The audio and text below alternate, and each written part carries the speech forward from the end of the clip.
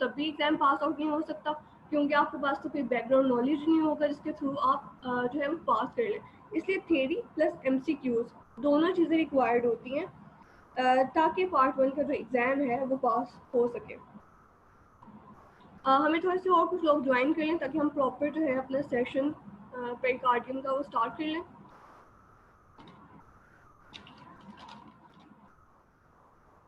अच्छा, तो पेरिकार्डियम जो है ये क्या है? पेरिकार्डियम क्या होता है? पेरिकार्डियम है हार्ट की लेयर्स, ठीक है। ये लेयर्स जो हैं ये सारी, ये इसी को हम पेरिकार्डियम बोलते हैं, ठीक है। अब पेरिकार्डियम को हमने डिवाइड किया है into fibrous pericardium and into serous pericardium. ये जो आपको लेयर नजर आ रही है आउटर मोस्ट लेयर, ये है फाइब्रस पेरिकार्डियम। अब इसके अंदर वाली जो लेयर है वो है सीरस पेरिकार्डियम।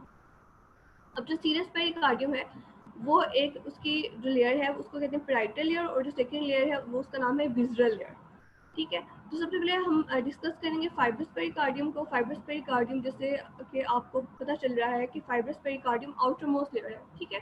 अब फाइब्रस पेरिकार्डियम है, जैसे इसका नाम शो कर रहा है कि फाइब्रस, तो ये मेड अप ऑफ फाइबर्स है, ठीक है। आउटर मोस्ट है, फाइबर्स की बनी हुई है। अब चूंकि फाइबर्स की बनी हुई है तो ये स्ट्रॉन्गेस्ट लेयर है, ठीक है। It is the strongest outer most layer. अब इसकी देखें तो डिफरेंट अटैचमेंट्स हैं। फाइब्रस लेयर नीचे से देखें तो ये डायफ्राम से अटैच हो रही है, ठीक है, और फ्रंट से ये अटैच हो रही है स्टर्नम से वाया स्टर्नोपेरिकार्डियल लिगामेंट। तो फाइब्रस लेयर क्या होती है कि ये फाइबर से बनी हुई है, आउटर मोस्ट है, स्ट्रॉन्गेस्ट लेयर है, और इसकी डिफरेंट अटैचमेंट्स है। नीचे से भी अटैच हो रही है और फ्रंट से भी स्टर्नम से अटैच है। And due to its attachment it keeps the heart in place. ऐसा नहीं होता कि हार्ट जो है वो मूव कर जाए अपनी जगह से। हार्ट अपनी जगह से मूव नहीं करता। क्यों मूव नहीं करता? बिकॉज ऑफ फाइब्रस पेरिकार्डियम, क्योंकि it limits the movement of heart and it keeps the heart in place. तो ये हो गया अबाउट फाइब्रस पेरिकार्डियम। अब क्या है कि अब फाइब्रस पेरिकार्डियम किससे सप्लाई होती है? फाइब्रस पेरिकार्डियम सप्लाई होती है via phrenic nerve. Just like कि phrenic just sound like fibrous. तो ये काफ़ी ज़्यादा MCQs में पूछा जाता है कि जो फाइब्रस पेरिकार्डियम है उसकी सप्लाई क्या है। तो फाइब्रस पेरिकार्डियम फ्रेनिक नर्व से है। अब जैसे मैं आपको पहले बता रही थी कि पार्ट 1 के लिए ज़रूरी होता है कि आपको स्पेसिफिक टॉपिक पता हो और उन्हें पता हो कि उनमें से क्या चीज़ें पूछी जाती हैं। अब जैसे लाइक हम आज पेरिकार्डियम पढ़ रहे हैं, अब ज़रूरी नहीं है कि पेरिकार्डियम में वो आपसे डिटेल पूछे कि पेरिकार्डियम क्या है। अब इसमें जो MCQs आता है वो यही आता है कि फाइब्रस पेरिकार्डियम किससे सप्लाई होती है। तो फाइब्रस पेरिकार्डियम किससे सप्लाई होती है? Via phrenic nerve. तो ये पॉइंट इंपॉर्टेंट है। इसी तरह से जो हमारे डिफरेंट बाकी लेक्चर्स बने हुए हैं उसमें भी आपको हाईलाइट करके बताया जाता है कि कौन सी चीज़ इंपॉर्टेंट है, कौन सी चीज़ आपने याद रखनी है, और कौन सी चीज़ ऐसी है जो आप भूल सकते हैं या जिस पे आप इतना फोकस ना भी करें तो वो चल सकता है। ठीक हो गया। तो ये मैंने आपको बता दिया फाइब्रस पेरिकार्डियम का। नेक्स्ट मैं बताती हूँ सीरस पेरिकार्डियम का। अब क्या है, ये फाइब्रस जो है आउटरमोस्ट लेयर है, सीरस जो है इसकी इनर लेयर है, ठीक है। सीरस जो है वो डिवाइड हुई है into parietal layer and into visceral layer. अब पेराइटल लेयर जो है वो देखें कि फाइब्रस पेरिकार्डियम के बिल्कुल नीचे जो है वो पेराइटल लेयर है, यानी कि पेराइटल लेयर लाइन कर रही है फाइब्रस पेरिकार्डियम को, ठीक है। अब यही पेराइटल लेयर ऊपर गई, ठीक है, यहाँ से ये रिफ्लेक्ट बैक होगी। जब यहाँ से ये रिफ्लेक्ट बैक हुई तो इसी ने दे दी विज़रल लेयर, ठीक है। यानी कि विज़रल लेयर कोई सेपरेट से कोई और चीज़ नहीं है, पेराइटल लेयर का रिफ्लेक्शन ही जो है वो क्या देगा? विज़रल लेयर। तो ये होगी पेराइटल लेयर और ये अंदर वाली होगी विज़रल लेयर। अब इस पेराइटल और विज़रल लेयर के दरमियान में आपको गैप सा नजर आ रहा होगा, ये क्या है? ये है पेरिकार्डियल कैविटी, ठीक है। इस पेरिकार्डियल कैविटी में हमारे पास क्या होगा? पेरिकार्डियल फ्लूइड होगा। अब फ्लूइड क्यों जरूरी है? क्योंकि देखिए अगर फ्लूइड होगा तो ये जो दोनों आपस में लेयर्स हैं इनमें फ्रिक्शन जो है वो पैदा नहीं होगी, ठीक है। फ्रिक्शन से प्रिवेंट करने के लिए बिटवीन द लेयर्स, जो लेयर्स के दरमियान में फ्रिक्शन पैदा हो सकती है उससे प्रिवेंट करने के लिए हमारे पास यहाँ पे पेरिकार्डियल फ्लूइड होता है। अब यहाँ पे एक बहुत बहुत इंपॉर्टेंट पॉइंट है जो कि MCQs में भी पूछ सकते हैं, वो ये है कि एपिकार्डियम किसको बोलते हैं। ये अक्सर MCQs में आता है कि एपिकार्डियम क्या है। तो एपिकार्डियम में ऐसा कोई डिफरेंट स्ट्रक्चर नहीं है, विज़रल लेयर का ही दूसरा नाम है एपिकार्डियम, यानी कि विज़रल लेयर को ही हम एपिकार्डियम बोलते हैं, ठीक है। अब हम देख लेते हैं एक दफ़ा पेरिकार्डियम क्या है। पेरिकार्डियम हार्ट की लेयर्स हैं, एक फाइब्रोसीरस सा सैक है जिसने हार्ट को इनक्लोज किया हुआ है जो कि डिवाइड हो जाता है इनटू फाइब्रस में और सीरस में। फाइब्रस को देख लें तो ये it is the outer most layer, ठीक है, it is the strongest layer, it limits the movement of heart and it keeps the heart in place and it is supplied bye phrenic nerve, ठीक है। Next हमारे पास है serous. तो serous मैंने कहा था हमने डिवाइड कर दिया इनटू पेराइटल में एंड इनटू विसरल में। पेराइटल क्या है, लाइंस कर रही है फाइब्रस पेरिकार्डियम को, reflects to form visceral pericardium. और ये बहुत इंपॉर्टेंट पॉइंट है कि इसकी लाइनिंग क्या है, सिंपल स्क्वेमस एपिथेलियम, ठीक है, इसकी लाइनिंग होती है, हिस्टोलॉजी जो हो जाएगी। नेक्स्ट है विसरल। विसरल का सेकेंड नाम क्या है, एपिकार्डियम। ये कर रही है हार्ट को कवर और it is tied by the vagus nerve, just like we say visceral है और वी से ही वेगस। अब इस पूरे पेज में, ठीक है, जो हमने पेरिकार्डियम को डिस्कस किया, इसमें 3 पॉइंट्स इंपॉर्टेंट है। एक पॉइंट ये है कि fibrous is supplied by the phrenic nerve. Second point important है कि विसरल को ही एपिकार्डियम कहते हैं। थर्ड पॉइंट इंपॉर्टेंट है कि visceral is supplied by vagus nerve. यानी कि इस पूरे पेज में जो हमने पढ़ा सब कुछ डिटेल्स हमने पढ़ ली, लेकिन हमने सिर्फ 3 पॉइंट्स जो हैं वो याद रखने हैं एफसीपीएस पार्ट 1 के पॉइंट ऑफ व्यू से, ठीक है। नेक्स्ट अब हम इसको रीड कर लेते हैं कि ये अब ये जो है ये पूरी बुक की रीड है, ठीक है। अब क्या है कि the pericardium is a fibrous serous sac that encloses the heart and the roots of the great blood vessels. ये मैं ऑलरेडी आपको बता चुकी हूँ कि ये लेयर्स हैं हार्ट की जो कि हार्ट को इनक्लोज कर रही हैं और roots of great blood vessels को, ठीक है। Fibrous pericardium. Fibrous pericardium is the fibrous part of the pericardial sac. It is strong, as you all know, and it limits unnecessary movement. बिल्कुल, क्योंकि it has a different attachments, ठीक है। It fuses above with the walls of the great vessels, and it is attached interiorly to the sternum by the sternopericardial ligament, ठीक है। यानी कि इसके attachment है, इसके attachment होने की वजह से it limits the movement of heart and it keeps the heart in place. Next है हमारे पास serous pericardium. Serous pericardium has both a parietal and a visceral layer. The parietal layer lines the fibrous pericardium and it is reflected around the roots of great vessels to become continuous with the visceral layer which closely covers the heart, ठीक है। Visceral layer को ही epicardium कहते हैं, the epicardium, and it is very very important. The pericardial cavity is a slit-like space between the parietal and the visceral layer। तो मैं बता चुकी हूँ कि पेरिकार्डियल कैविटी एक स्पेस होती है पेराइटल और विसरल लेयर के दरमियान में, और इसके अंदर हमारे पास पेरिकार्डियल फ्लूइड होता है जो कि फ्रिक्शन से प्रिवेंट करता है।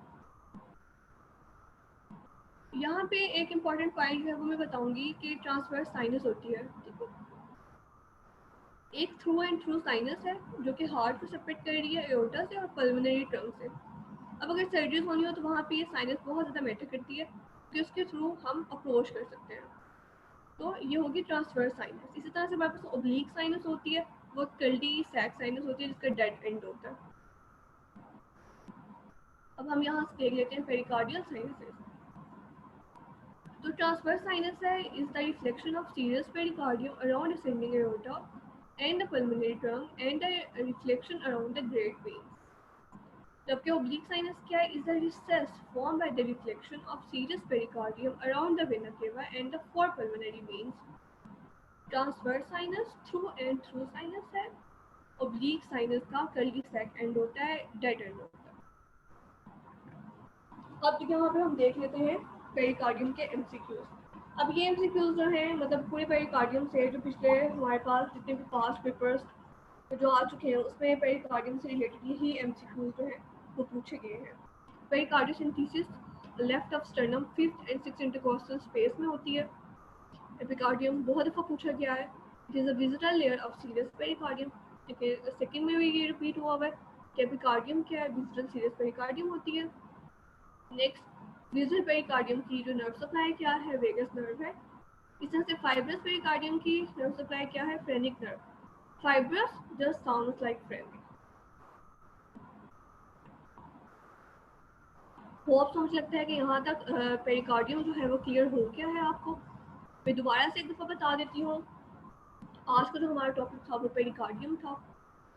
पेरिकार्डियम जो है वो हार्ट की लेयर्स है, डिवाइड हुई है into fibrous and into serous. Fibrous जो है आउटर मोस्ट है, स्ट्रॉन्गेस्ट है, डिफरेंट अटैचमेंट्स की वजह से लिमिट कर रही होती है हार्ट की मूवमेंट को, keeps the heart in place, slide by phrenic nerve. Serous जो थी वो डिवाइड हो रही थी into parietal and into visceral. Parietal जो है वो लाइन कर रही होती है फाइब्रस पेरिकार्डियम को, और यही रिफ्लेक्शन करके विजुअल पेरिकार्डियम दे देती है। विजुअल पेरिकार्डियम जो है इसका सेकेंड नेम है epicardium and it closely covers the heart and very important point, visceral is supplied by vagus nerve. Okay, now हमारा जो टॉपिक था वो हमने कवर कर लिया है। अगर किसी को क्वेश्चन है तो वो पूछ सकता है अभी तक। हमारा जो है नेक्स्ट एक इम्पॉर्टेंट बात तो ये कि हमारा 15 अगस्त से नवंबर का जो कोर्स है 3 मंथ्स कोर्स वो स्टार्ट हो रहा है। अब इस नवंबर कोर्स में हमारे पास जिस तरह से हम अप्रोच करते हैं स्टूडेंट्स को और जिस तरह से हमारा कोर्स जो है वो स्टूडेंट्स को गाइड करता है और जिस तरह से वो तैयारी करवाते हैं उसके बारे में हम थोड़ा सा डिस्कस करेंगे। ओके, जैसे कि मैंने बता दिया कि हमारा नवंबर कोर्स जो है, सॉरी यहाँ मिस्टेक से लिख दिया है कि हमारा नवंबर कोर्स 15 अगस्त से स्टार्ट हो रहा है। ये 3 मंथ्स का ऑनलाइन कोर्स है, ठीक है। इसमें जो हम स्पेशलिटीज़ डील कर रहे हैं मेडिसिन एंड अलाइड है, जो कि डॉक्टर हमाद रियाज डील कर रहे हैं। Surgery and allied doctor Ahmad Hasan, diagnostic radiology को मैं कर रही हूँ, गायनी एंड रॉब्स के लिए डॉक्टर सैरिश है, ऑप्थेल्मोलॉजी के लिए डॉक्टर अली हैं, DNT के लिए डॉक्टर मोबिस हैं, डेंटिस्ट्री के लिए डॉक्टर तैमूर है, जो कि आपको गाइड करेंगे। और इन्होंने ही आपको प्रॉपर जो है वो स्केड्यूल बनाए हुए हैं ताकि आपको किस तरह से तैयारी करनी चाहिए, क्या क्या चीज़ों पर फोकस करना चाहिए, कौन कौन सी चीज़ें आप स्किप कर सकते हैं, और कंप्लीट जिसमें थ्योरी भी कवर हो, MCQs भी कवर हो, प्रॉपर गाइडलाइन जो है हमारे मेंटोर जो है वो आपको प्रोवाइड करते हैं। अच्छा, अब जो हमारा कोर्स स्टार्ट हुआ है 3 मंथ्स का कोर्स, हम इसके अप्रोच कैसे हैं? बेसिकली इसमें होता ये है कि जैसे ही आप हमारा कोर्स ज्वाइन करते हैं तो हमारी वेबसाइट पे आपका अकाउंट क्रिएट हो जाता है। फिर आपको हम एक स्केड्यूल ईमेल करते हैं। उस स्केड्यूल में आपका 3 मंथ्स का प्रॉपर स्केड्यूल होता है जिसमें आपकी थ्योरी कवर हो रही होती है, MCQs कवर हो रही होती हैं एंड फिर गोल्डन फाइल्स कवर हो रही होती हैं। रिवीजन के लिए टाइम होता है और इन द एंड एक मॉक एग्जाम होता है जो कि हम लेते हैं अपने स्टूडेंट्स का। अब सबसे पहले तो हमारे पास वीडियो लेक्चर्स हैं, ठीक है। यानी कि आपकी सारी बुक्स को रेसिपीज पार्ट 1 के लिए चाहिए आपको, उसको हमने कन्वर्ट कर दिया है in the form of video lectures. तो वो आपके वीडियो लेक्चर्स जो हैं वो अवेलेबल होते हैं, ठीक है। अब होता यह है कि आपने हमारा स्केड्यूल है जस्ट लाइक हमने CBS स्टार्ट करना है, ओके। तो उसके वीडियो लेक्चर्स आपको अवेलेबल हैं। आपने CBS के सबसे पहले लेक्चर सुने, देन आपने CBS की ही BRS फिजियो करनी होगी, फर्स्ट ईयर से BRS करना होगा, देन आपने BRS CBS के ही MCQs करने होंगे फ्रॉम द राबिया अली। मतलब अगर आपका एक टॉपिक है CBS तो आपने उसको हर बुक से कवर करना होगा। अप्रोच कुछ इस तरह से होगी कि सबसे पहले लेक्चर्स होंगे, लेक्चर्स के बाद आपने बुक्स को रीड करना होगा, बुक्स को रीड करने के बाद आपने MCQ सॉल्व करने होंगे, सब्जेक्ट वाइज MCQs। अब इस तरह से आपकी सारी थ्योरी जो है वो कवर हो जाएगी, ठीक है। आपकी एनाटॉमी कवर हो जाएगी, आपकी फिजियो, आपकी पैथो, आपके माइनर्स, आपकी ईच एंड एवरीथिंग, आपकी न्यूरो एनाटॉमी इसी तरह से इन लेक्चर्स के थ्रू कवर होगी जो कि आप बुक से करेंगे। देन आप सब्जेक्ट वाइज MCQs करेंगे ताकि आपकी थ्योरी की भी अप्रोच स्ट्रॉन्ग हो, और थ्योरी करने के बाद आपको पता चले जब आप सब्जेक्ट वाइज MCQ सॉल्व कर रहे हैं आपको पता चले कि जो आपने पूरे दिन में पढ़ा है उसमें से क्या पॉइंट्स इंपॉर्टेंट थे जो आपको नहीं भूलने चाहिए, ठीक है। तो ये एक बेनिफिट है। सेकंड क्या है, जो कि अब कुछ ऐसे टॉपिक्स हैं MCQs पार्ट 1 में जो कि रिपीटेडली पूछे जाते हैं, ठीक है। एक ही कुछ टॉपिक्स हैं जिन पे आपके अप्रोच बहुत ज़्यादा अच्छी होनी चाहिए, जो आपको बहुत अच्छे आने चाहिए, ठीक है। जस्ट लाइक एनाटॉमी में आपकी नर्व सप्लाई, आपकी ब्लड सप्लाई, लिम्फेटिक्स वगैरह, ठीक है। कुछ चीज़ें ऐसी हैं जो कि आपको बहुत अच्छी आनी चाहिए। तो बेसिक टॉपिक्स की जो डिस्कशन होती है MCQs पार्ट 1 में, वो हम उसकी जो प्रॉपर है बेसिक टॉपिक्स की वो आपके पास डिस्कशन होती है। उसके अलावा लाइव सेशन होते हैं ताकि हम आपको गाइड कर सकें, आप खुद डायरेक्टली कम्युनिकेट कर सकें अपने मेंटोर से, ठीक है। उसके बाद एक बहुत इंपॉर्टेंट चीज़ की गोल्डन फाइल्स। अब गोल्डन फाइल्स ये है कि जितने भी प्रीवियस आपके पास पास्ट MCQs जो हैं वो in the form of golden files होते हैं। अब उनकी डिस्कशन क्यों ज़रूरी है? इसलिए बहुत ज़्यादा ज़रूरी है क्योंकि जैसे ही हमारे पास स्टूडेंट्स आते हैं उनके क्वेरी कॉल्स होते हैं, जब वो क्वेरी कॉल्स देते हैं तो उसी तरह से बुक्स पब्लिश हो जाती हैं। जब वो बुक्स पब्लिश होती हैं तो बहुत सी मिस्टेक्स होती हैं जो कि मिस्टेक्स रह जाती हैं अंदर, उनकी डिस्कशन बहुत ज़रूरी होती है। अब जो हमने अपनी गोल्डन फाइल्स जो है वो जो लॉन्च की है कंप्लीट जो पास पेपर थे, उसमें यह है कि हमने एक बुक को बहुत दफ़ा किसी एक मेथड में डिफरेंट लोगों ने उसको बार बार जो है वो रिव्यू किया है। रिव्यू करने के बाद हमने उनके साथ उनकी एक्सप्लेनेशन लिखी हैं ताकि आपको मुश्किल नहीं हो, ताकि आप गलत चीज़ें जो है वो याद करके ना जाए। ठीक है, इन द एंड मैंने जैसे आपको बताया कि मॉक एग्ज़ाम होता है। ठीक है, उसके अलावा मल्टीपल टेस्ट होते हैं आपके नॉलेज को असेस करने के लिए। आपको प्रॉपर गाइडलाइन और प्लान मिलता है। जस्ट लाइक अगर मैंने डायग्नोस्टिक रेडियोलॉजी का पार्ट 1 पास किया तो मुझे पता होगा कि मुझे मुझे अपने स्टूडेंट्स को किस तरह से गाइड करना है, मुझे उनको क्या चीज़ें बतानी है, उनको एनाटॉमी में कौन सी चीज़ें इतनी इंपॉर्टेंट है जो वो स्किप नहीं कर सकते। और जस्ट लाइक मैं आपको बता दूँ कि जो रेडियोलॉजी वाले हैं हमारे स्टूडेंट, उनमें यह है कि एनाटॉमी उनकी बहुत अच्छी होनी चाहिए। ठीक है, इसके अलावा जो एब्डोमिन है, पेल्विस है, हेड एंड है, वो आरजेलास से करें। मतलब उनका प्लान थोड़ा सा चेंज हो जाएगा। तो स्टडी गाइडलाइन और प्लान, मतलब मेरा जो डायग्नोस्टिक रेडियोलॉजी या मेरे जो स्टूडेंट्स होंगे डायग्नोस्टिक रेडियोलॉजी, उनका प्लान कुछ और होगा, मेडिसिन वालों का प्लान और होगा। प्लान जो है यहाँ पे आके चेंज हो जाएंगे जब आपका स्पेसिफिक स्पेशलिटी रिलेटेड होगा। इस तरह से प्राइवेट फेसबुक स्टडी ग्रुप्स है, टेलीग्राम पे ग्रुप है, टेलीग्राम पे आप अपनी जो क्वारीज हैं वो पोस्ट कर सकते हैं और टेलीग्राम पे हमारे एमसीक्यूज की डिस्कशन होती है। इसके अलावा प्रैक्टिस होती है एमसीक्यूज की, और इसके अलावा अपने डायरेक्टली कम्युनिकेट कर सकते हैं अपने मेंटोर से। तो ये इस तरह से कोर्स का फॉर्मेट है। दोबारा से मैं आपको बता दूं कि क्या होता है कि सुबह आपने हमारा जो ग्रुप है वो IFCPS पार्ट 1 का जो कोर्स है जब आपने ज्वाइन किया, आपको ईमेल के थ्रू स्केड्यूल आया, उस स्केड्यूल को आपने फॉलो करना होता है। साथ साथ आपको लेक्चर्स जो हैं वो अवेलेबल होते हैं।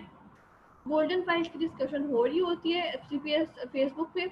उसके अलावा जो टेलीग्राम ग्रुप है वहाँ पे डेली MCQs की डिस्कशन हो रही होती है, जो कि डेली का आपका टॉपिक होता है उसकी डिस्कशन हो रही होती है। तो इस तरह से आप अपनी FCPS पार्ट 1 की जो तैयारी करते हैं जिसपे आपका थ्योरी प्लस MCQs दोनों पे फोकस होता है, और इन द एंड आप एक फुल फ्लेश प्रिपरेशन लेके जाते हैं, और लास्ट में आपको इतने डेज होते हैं कि आप आराम से रिवाइज भी कर सकें। और कोर्स का मतलब इस तरह से है कि आपको बहुत ज़्यादा इतना हेक्टिक भी नहीं है कि आपसे मैनेज ना हो सके, लेकिन आपको 5 to 6 आवर्स डेली के चाहिए। ठीक है, कि आप डेली के 5 to 6 आवर्स पढ़ें, क्योंकि डेफिनेटली आपने लेक्चर्स करने हैं, बुक को एक रीड देनी है, और उसी दिन में आपने थोड़े से जो MCQs हैं वो सॉल्व करने होंगे। ओके, जैसे मैंने बता दिया कि हमारे चीफ मेंटोर जो हैं वो डॉक्टर अहमद हसन है।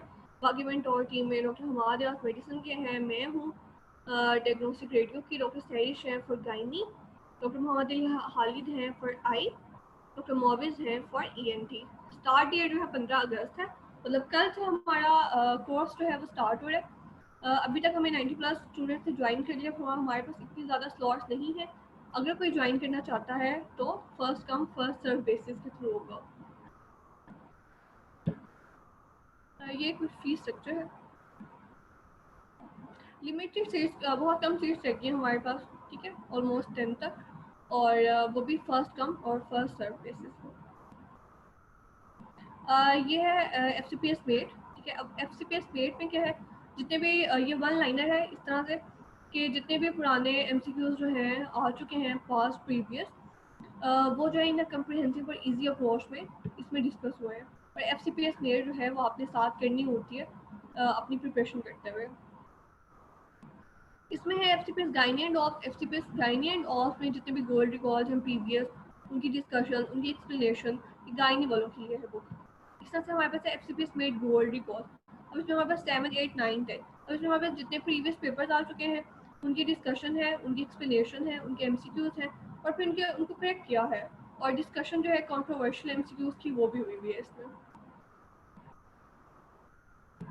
इसके बाद हमारे पास जो FCPS मेड गोल्ड रिकॉल्स है, जो भी पार्ट 1 के पेपर जो है सितंबर 2020 के और नवंबर 2020 के वो डिस्कस हुए हैं, इनकी भी एक्सप्लेनेशन है, रिकॉल्स है। और हो सकता है कि विदा मैंने जैसे ऑलरेडी मैं बता चुकी हूँ कि हमारे जितने भी ऑथर हैं, जैसे doctor Ahmad Hasan, doctor Hawad, doctor मैं हूँ, या डॉक्टर ईशा है, हमने इनको रिव्यू किया है, उसके बाद ये बुक जो है ये पब्लिश हुई है, और इसमें मिनिमल मिस्टेक्स हैं। इसके बाद ये है FCPS made gynae and ops. FCPS made gynae and ops के गाइनी ऑप्स के लिए डेफिनेटली जिन्होंने गाइनी में पार्ट 1 देना है उनके लिए है। इसमें भी जितने भी गोल्ड रिकॉल्स हैं ऑप्स गाइनी के वो हैं, उनकी एक्सप्लेनेशंस हैं, और ये भी डेफिनेटली रिव्यू हुई है multiple times. Okay, thank you so much.